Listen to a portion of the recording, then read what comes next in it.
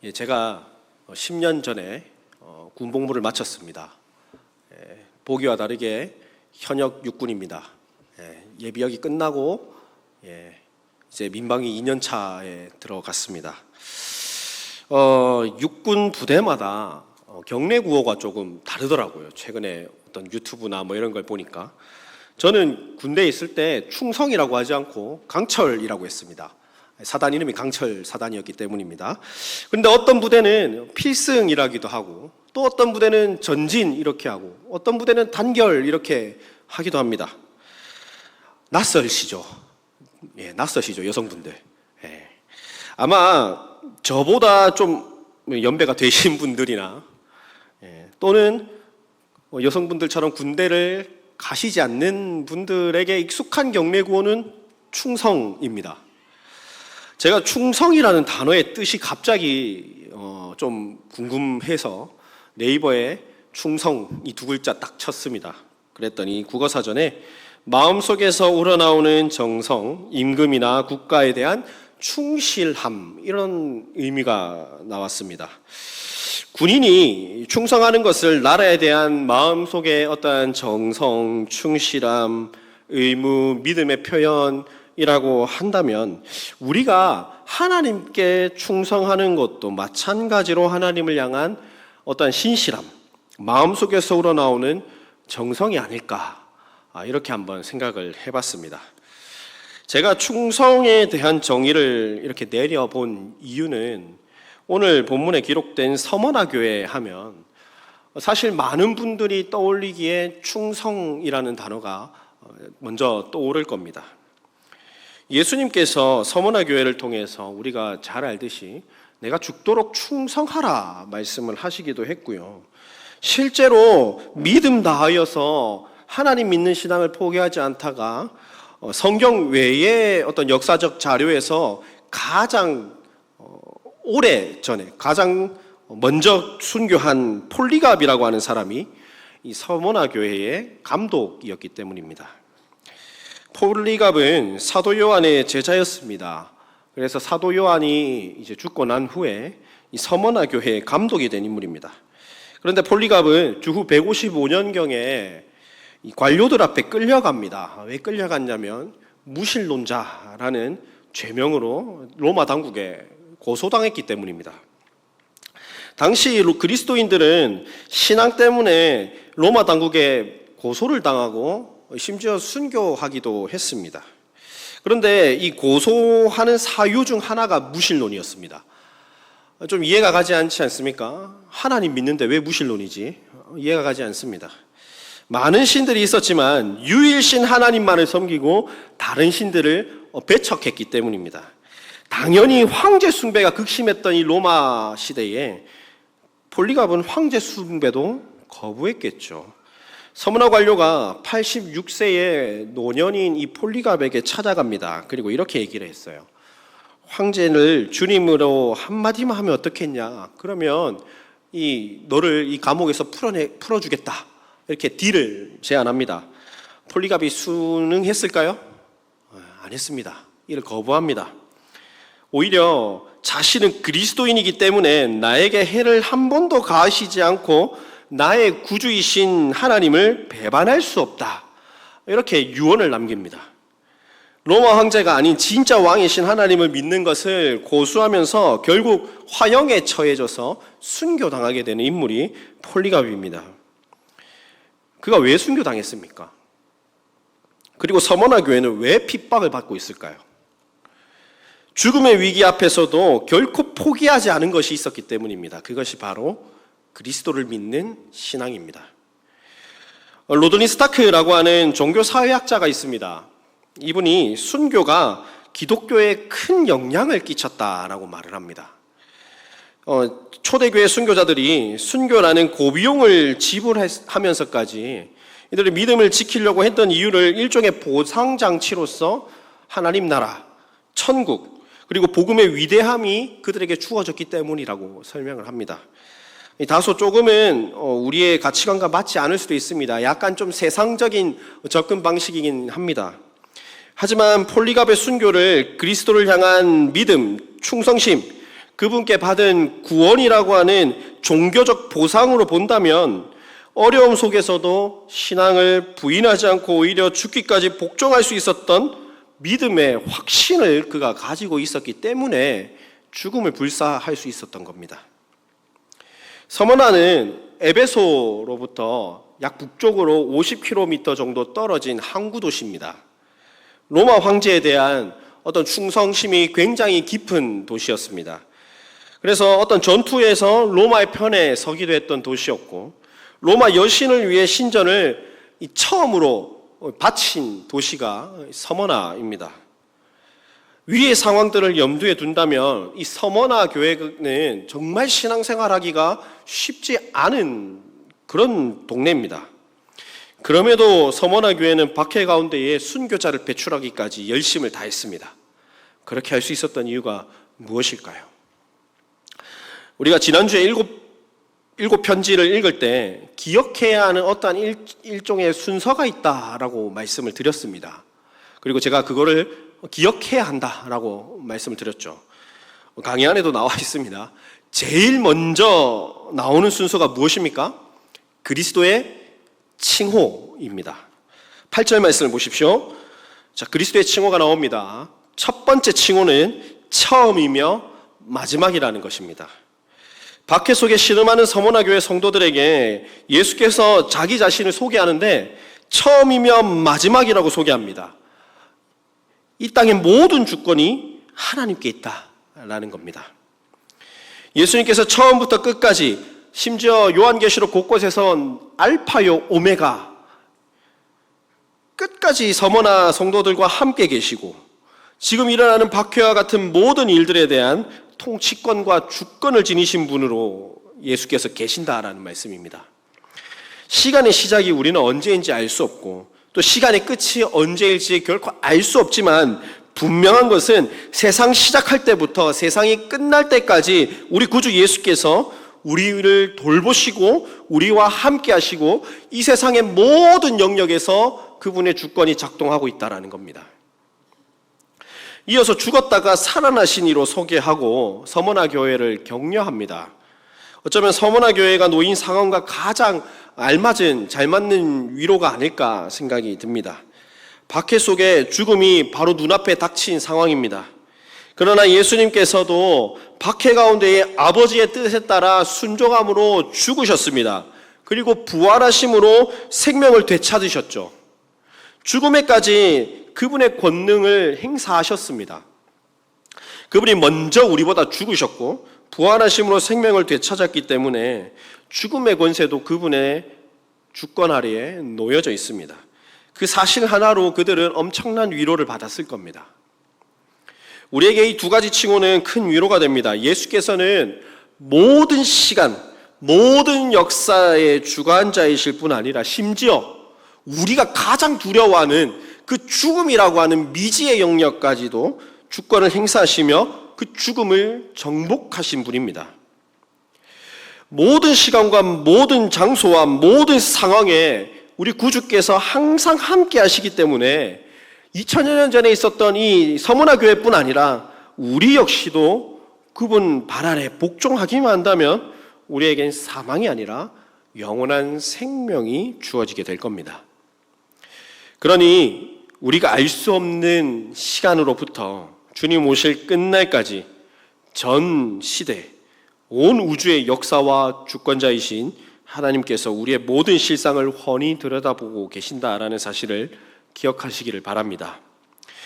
처음이요 마지막 죽었다가 살아나신 온 우주 만물의 주권자이신 예수께서 이제 서머나 교회를 칭찬하십니다. 9절 말씀을 보십시오. 그리스도께서 교회를 칭찬하실 때 반복해서 정형화된 문구도 있다고 말씀을 드렸습니다. 기억나십니까? 예, 고개를 끄덕이시는 거죠. 뭔가요? 내가 안다. 내가 안다. 오늘 본문에서 내가 안다는 총 3개의 어떤 목적으로 수반하고 있습니다. 첫째는 환난, 둘째는 궁핍, 셋째는 비방입니다. 먼저 주님께서 서머나 교회에 환난을 난다라고 말씀을 하고 있습니다. 앞서 제가 그들이 황제 숭배와 다른 신을 섬기기를 거부하는 신앙으로 박해받았다라고 말씀을 드렸습니다. 서머나 교인들이 받는 박해는 그리스도인으로서 자신들의 정체성을 지키고 신앙을 지키면서 외부로부터 오는 박해에 대한 내부에서의 환난입니다. 주님께서는 지금 이 환난을 보고 서머나 교회를 칭찬하십니다. 서머나 교회가 박해받은 이유가 다른 것이 아니었기 때문입니다. 살기 위해서 황제를 숭배하고 이 세상의 유혹과 타협하지 않고 그리스도를 믿는 신앙을 지키기 위해서 박해를 기꺼이 감내했기 때문입니다. 두 번째는 그리스도를 믿는 신앙 때문에 환난당한 서머나 교회는 궁핍함에 처하게 됩니다. 항구 도시였기 때문에 굉장히 좀 부유한 동네였습니다. 그런데 서머나에서 그리스도를 믿는 자들은 단지 이 그리스도를 믿는다라고 하는 이 이유 하나 때문에 생계를 유지하기가 어려웠던 것으로 보입니다. 당시 사회는 유대인 회당에 들어가지 않으면 상권을 박탈당하는 일이 있었습니다. 한마디로 일을 하지 못했다라는 거예요. 폴리갑이 고발당했듯이 그리스도를 믿는 자들을 고발합니다. 그러면서 재산을 몰수하거나 이 직장에서 잘리게 하는 실업을 당하게 하거나 심지어 감옥에 갇히니까 생업을 유지할 수 없어서 남은 가족들이 궁핍함에 처하는 일들이 비일비재했습니다. 예수님께서는 이러한 서머나 교회의 상황들을 아시곤 그들의 궁핍함을 오히려 칭찬합니다. 사실 이해가 가지 않습니다. 예수님을 믿으면 환난과 궁핍함에서 좀 건져주셔야 할 것 같은데 오히려 좀 그냥 뒷짐지시고 그 궁핍함을 칭찬하고 계신 것처럼 보입니다. 이로 인해 세상 사람들이 그리스도인을 핍박하고 궁핍한 삶을 사는 것이 어쩌면 그리스도인들이 가지는 운명처럼 여겨지곤 합니다. 그런데 예수님의 칭찬 그 뒷부분을 한번 보실까요? 실상은 내가 부요한 자니라. 실상은 내가 부요한 자니라. 예수님께서 너네가 지금은 궁핍한 상황에 있지만 너네 실제로는 굉장히 부요한 자들이야 라고 칭찬을 더하고 있습니다. 그리스도인들은 로마 당국과 예수님을 거부하고 있는 이 유대인들의 적대적인 환경 속에서 생계를 유지하는 데 어려움을 겪습니다. 그러나 오히려 하나님께서는 이러한 환난과 궁핍이 성도들에게 더 큰 영적인 부요함을 가져다 준다라고 말씀을 하고 있습니다.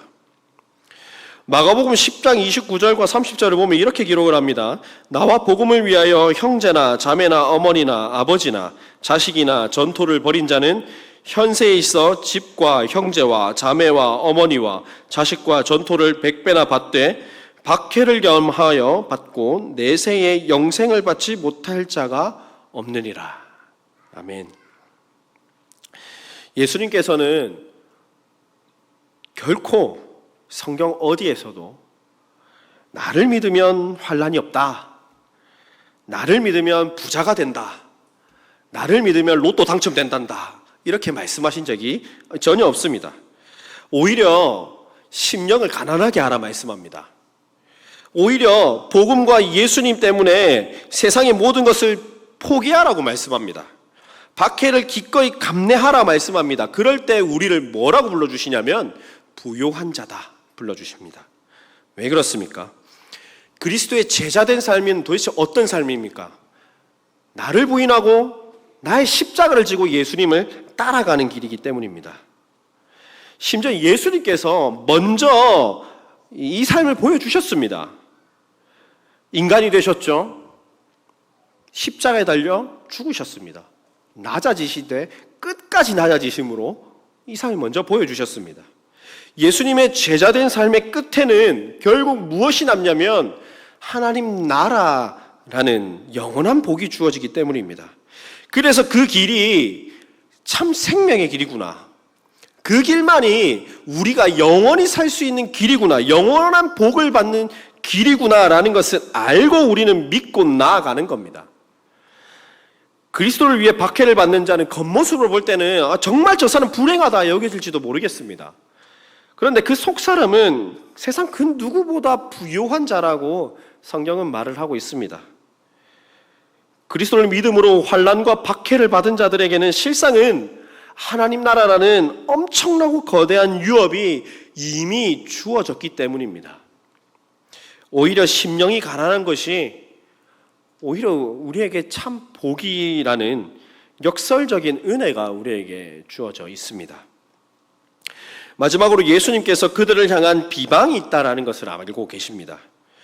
비방이라고 번역된 단어가 가지는 의미가 쉽게 말하면 모독입니다. 모독. 신성 모독할 때 그 모독입니다. 넓은 의미로는 이 모독이라는 의미가 거짓 소문이나 악의적인 풍문을 퍼뜨려 모독하는 행위이고요. 좁은 의미는 쉽게 설명해 드리면 그리스도인들을 고소하는 겁니다. 초대교회 당시 기독교인들이 악의적인 소문으로 많은 고통을 받았습니다. 여러분들도 많이 들었듯이 예수님의 살과 피를 먹는 성찬을 집례한다라는 이유 하나로 식인종이라고 하는 오명을 받습니다. 때로는 거룩한 입맞춤이라고 하는 용례나 형제 자매들 간에 서로 사랑의 표현을 하는 것 가지고 근친상간이다 이런 오명도 받기도 했습니다. 그런데 여러 가지 오명이 더 있겠지만 가장 큰 오명은 반역죄입니다.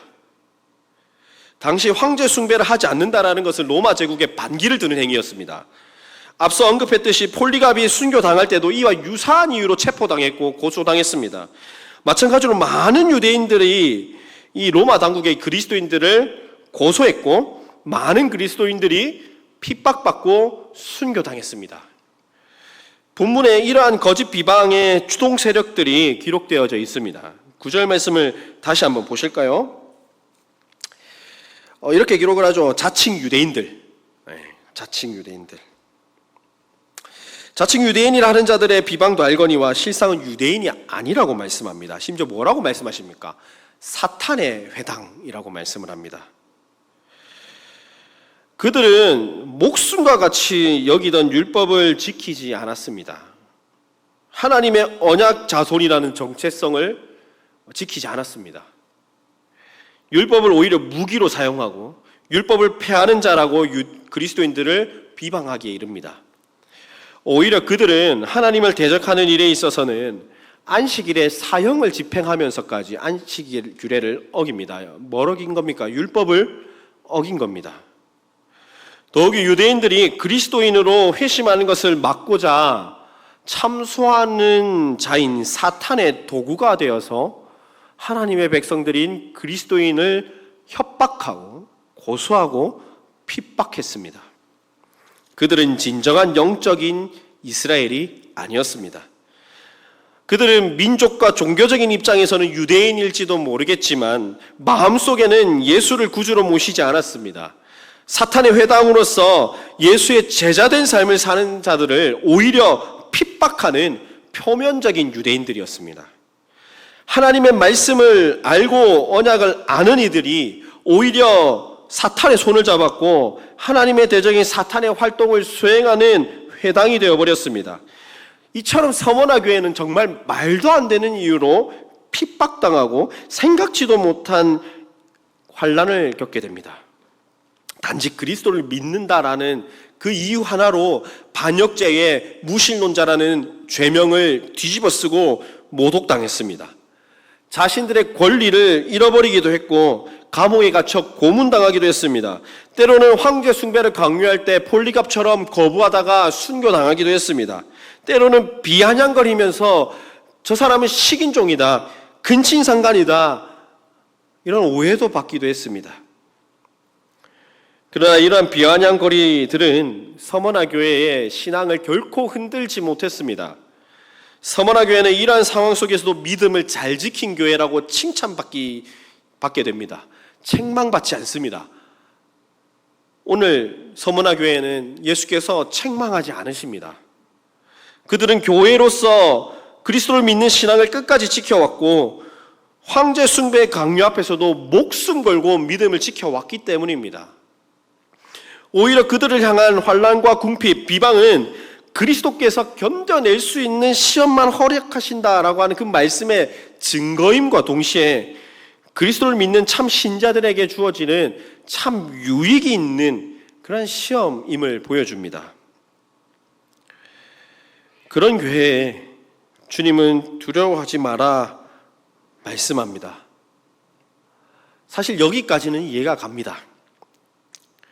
그런데 그 이후에 예수님께서 당최 이해할 수 없는 말씀을 하십니다.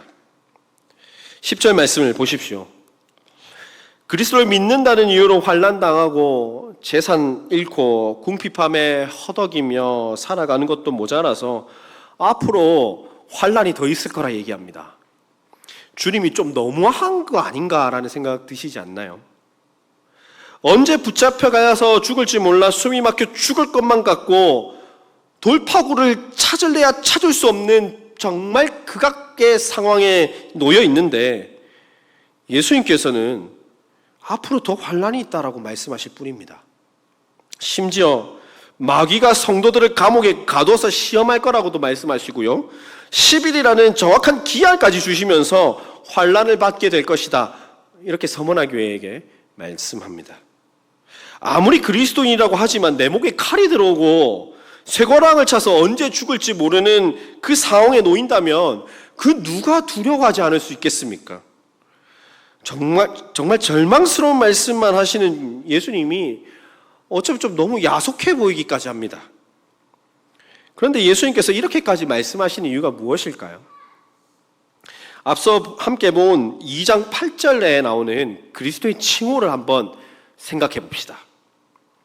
극심한 상황 속에 놓여 있지만 두려움을 이기고 환난을 이겨낼 비결이 누구로부터 가능한 겁니까?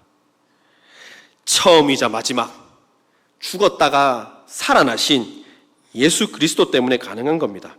그렇다면 사랑하는 여러분, 예수님께서 도대체 무엇을 하셨기에 우리에게 이러한 환난과 핍박, 비난, 심지어 투옥과 순교로부터 오는 두려움을 이길 수 있단 말입니까?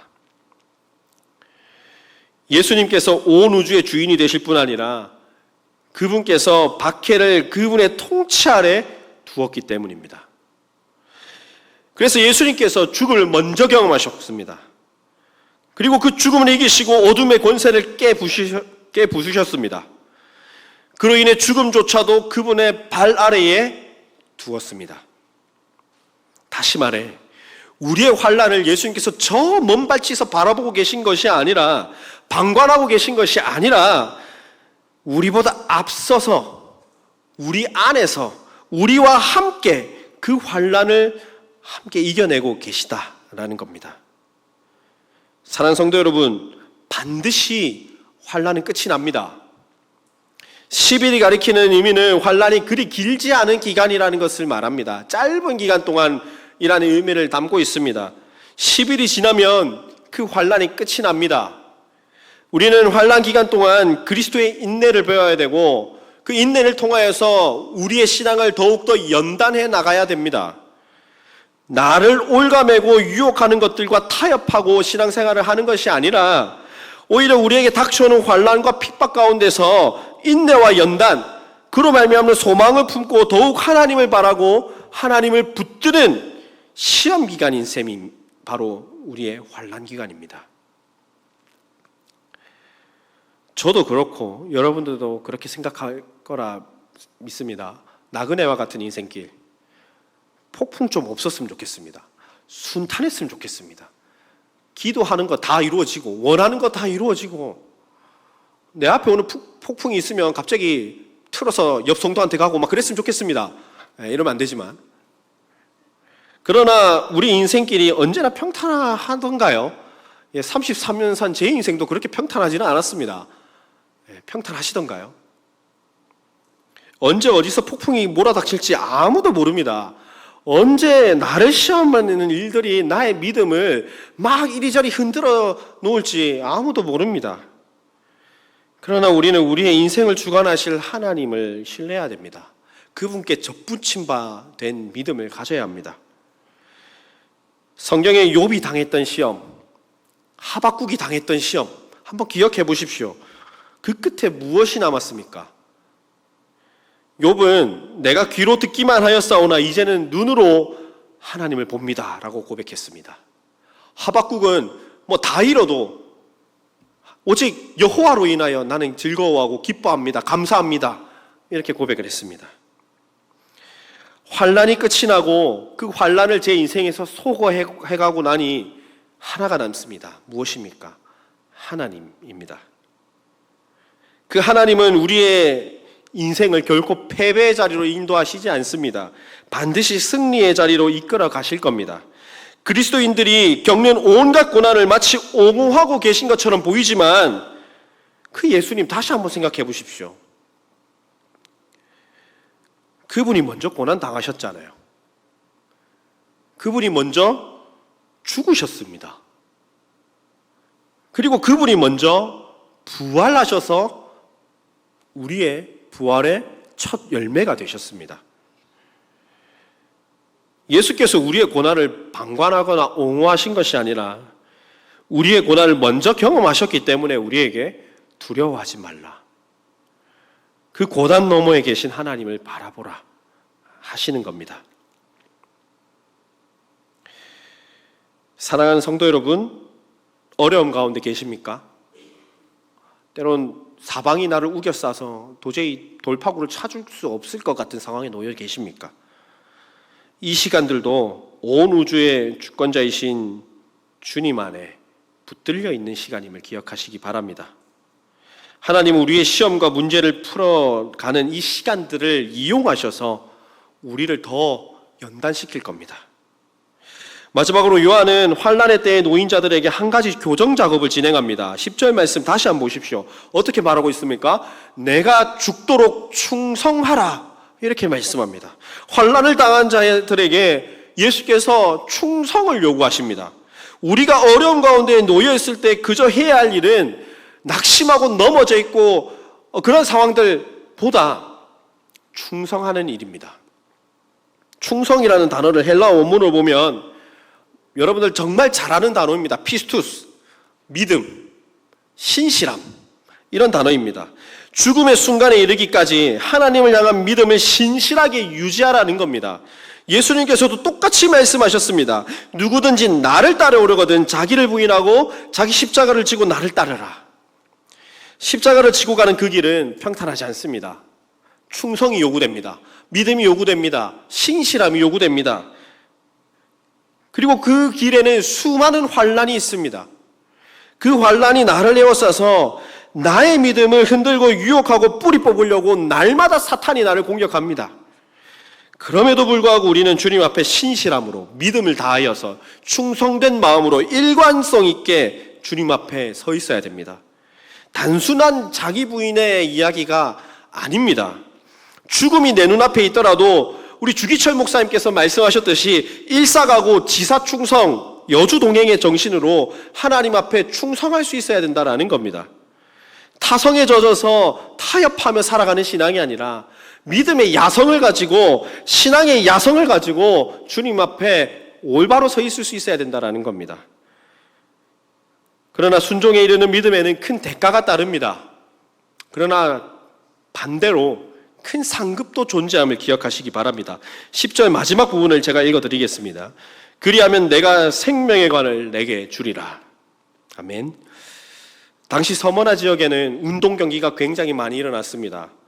본문에 사용된 이 생명의 관할 때 관은요, 운동 경기에서 승리한 사람에게 쓰여지는 화관을 말합니다. 그리스도의 이름으로 인해서 박해받는 서머나 교회 성도들에게 죽도록 충성하라, 믿음 다하여서 박해 속에서도 인내한다면 믿음의 경주를 마치는 그 순간 영원한 생명의 관을 받게 될 것이라는 약속을 주님께서 주시는 겁니다. 세상에 살면서 어려움이 없는 사람 아무도 없습니다. 중고등부 애들 미치려고 합니다. 시험 기간만 되면. 고난 없는 자도 아무도 없습니다. 중고등부 애들도 시험이 자기한테 왜 이런 고난을 주시냐 하나님 이렇게 기도하고 있습니다. 사탄의 시험을 받지 않는 사람도 아무도 없습니다. 혼자 이 환난을 걸어가고 있는 것 같은데 참 위로가 되는 것은 우리가 믿음의 눈을 들어보니 우리 주님께서 두려워하지 마, 힘내, 곧 마주할 결승선에서 내가 너를 안아주고 너에게 승리의 화관을 씌워줄 거야 라고 말씀하시는 겁니다. 이를 위해서 예수님은 그저 충성을 요구하실 뿐입니다. 왜 그럴까요? 로마서 8장 18절 말씀입니다. 생각하건대 현재의 고난은 장차 우리에게 나타날 영광과 비교할 수 없도다. 아멘. 사랑하는 성도 여러분, 사도 바울이 증언하는 것처럼 이 땅의 고난 끝에는 엄청난 영광만이 남아 있습니다. 결코 우리가 짊어진 이 십자가 인생은 헛된 영광을 가져오지 않습니다. 참된 영광만 가져올 뿐입니다. 11절 말씀을 보십시오. 믿음으로 환난 가운데 인내하는 자를 뭐라고 불러주십니까? 이기는 자라고 불러주십니다. 그리고 그 이기는 자에게 둘째 사망의 해를 받지 않도록 주님께서 꼭 붙드시겠다 약속하시는 겁니다. 둘째 사망이 있으면 첫째 사망이 있겠죠. 첫째 사망은 육체의 죽음입니다. 그러나 이기는 자들은 둘째 사망의 해를 받지 않습니다. 어떤 의미일까요? 두 번 죽지 않는다라는 거예요. 그 이후 있을 첫째 부활에 참여해서 알파요 오메가 죽었다가 살아나신 이와 함께 1000년 동안 왕노릇하게 된다라는 겁니다. 심지어 그분이 나의 하나님이 되십니다. 반면에 둘째 사망은 요한계시록 21장 4절에 나와 있는데요. 불과 유황이 타는 그곳입니다. 불못. 어딜까요? 지옥입니다. 믿지 않는 자들이 받는 최종적인 종착지를 뜻하고 있습니다. 박해 속에서도 변함없이 주께 죽도록 충성하는 자는 첫째 사망은 우리가 받겠지만 더 이상 죽지 않는다라는 거예요.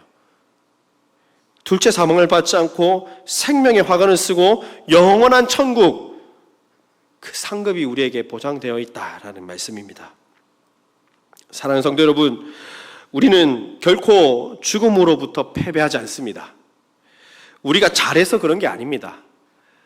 죽도록 충성하라, 우리의 믿음이 튼튼해서 그런 게 아닙니다.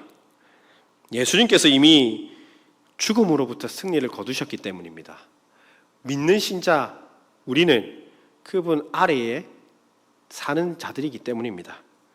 그리고 우리 안에 성령 하나님께서 우리를 효력 있게 부르시고 두려워 낙심하지 않도록 끝까지 우리를 이끌고 가고 계시기 때문입니다. 그렇기 때문에 죽기까지 충성한 성도는 부활의 승리에 참여한 영광스러운 승리자임을 기억하시기 바랍니다. 죽음을 이기시고 우리의 믿음을 시작하시고 완성하시는 하나님만 바라보며 살아야 합니다. 그럴 때 우리는 승리의 면류관으로 둘째 사망이 아닌 첫째 부활에 동참하는 승리자의 위치에 서서 사랑하는 우리 주님과 정말 가고 싶은 그 천국에서 영원히 사는 복을 받게 될 것입니다. 말씀 맺습니다. 사랑하는 성도 여러분, 주께서 이기는 자로 칭해 주신 여러분들에게는 영원한 승리의 나라, 천국이 보장되어 있습니다. 그러니 끝까지 믿음으로 주 앞에 나아가시기를 축복드립니다. 환난과 궁핍, 비난 가운데에 믿음으로 수고하시고 인내하심으로 찾아올 영광의 면류관을 기대하시기를 바랍니다.